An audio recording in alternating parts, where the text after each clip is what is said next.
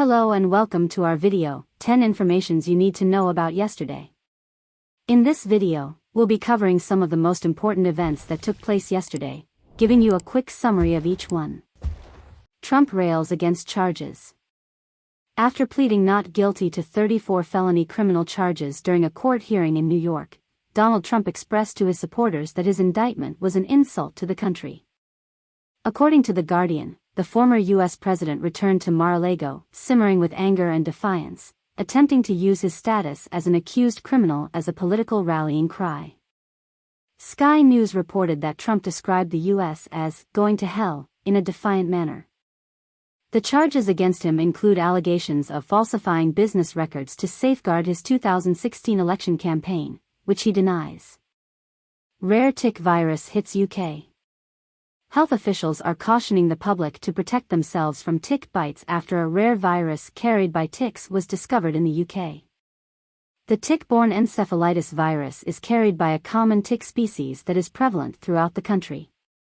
Although only one individual has been confirmed to have contracted the virus in England, the risk of infection is low. Encephalitis, a condition in which the brain becomes inflamed, is a rare but severe ailment that poses the greatest danger to the very young and elderly. Consort dropped from Camilla title. According to reports, Buckingham Palace has omitted the consort title of Camilla from the invitations to the upcoming coronation ceremony. As a result, she will now be recognized as the Queen. Insiders informed The Sun that using the title, Queen Consort, over the past 7 months was reasonable to differentiate her from Queen Elizabeth II, but they believe it is now appropriate to make a shift. Following her challenging journey, Richard Kay wrote in the Daily Mail that the title of Queen is a fitting acknowledgement of Camilla's unwavering loyalty and dedication. Clashes at Israeli holy site.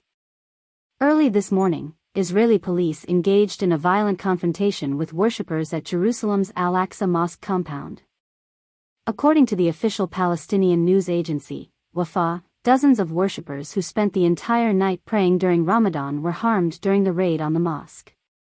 As The Guardian pointed out, such confrontations at the disputed holy compound, the third holiest site in Islam and the most sacred site in Judaism, have previously triggered lethal cross-border conflicts between Israel and Hamas rulers in Gaza.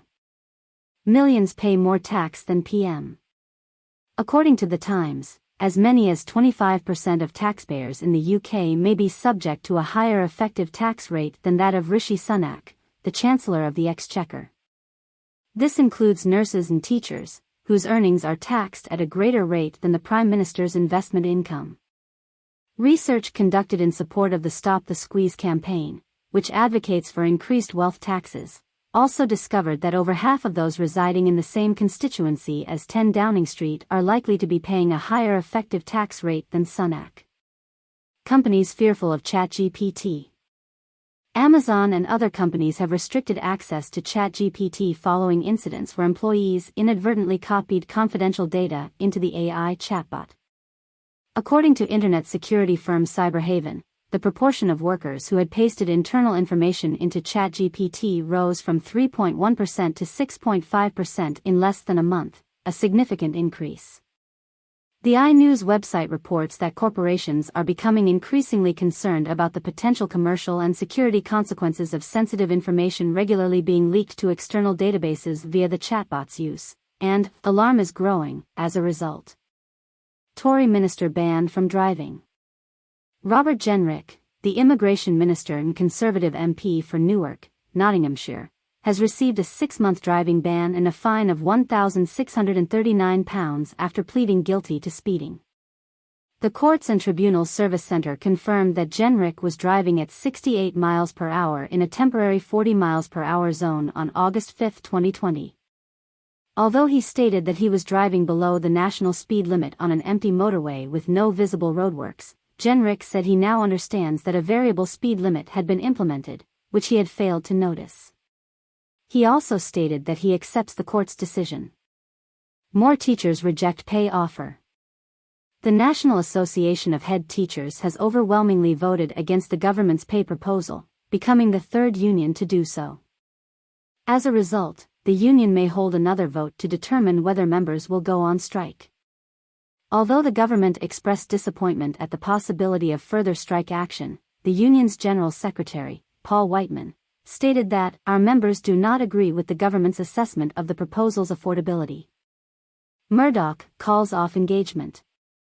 Just weeks before their wedding, Rupert Murdoch has called off his engagement to and Leslie Smith. The 92-year-old media mogul had announced the engagement only 2 weeks earlier, referring to the 66-year-old radio host as his fifth and final wife. However, according to Vanity Fair, Murdoch had become increasingly uneasy with Smith's outspoken evangelical views.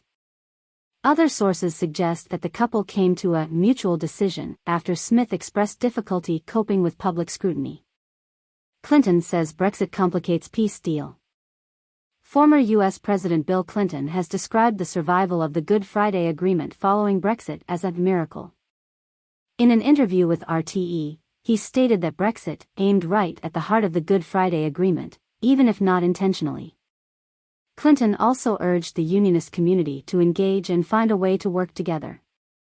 He encouraged both parties to work together to resolve the current impasse, adding that there is something to work with and that Sinn Féin, which is currently receiving the most votes, wants to work with the unionist community to address outstanding issues.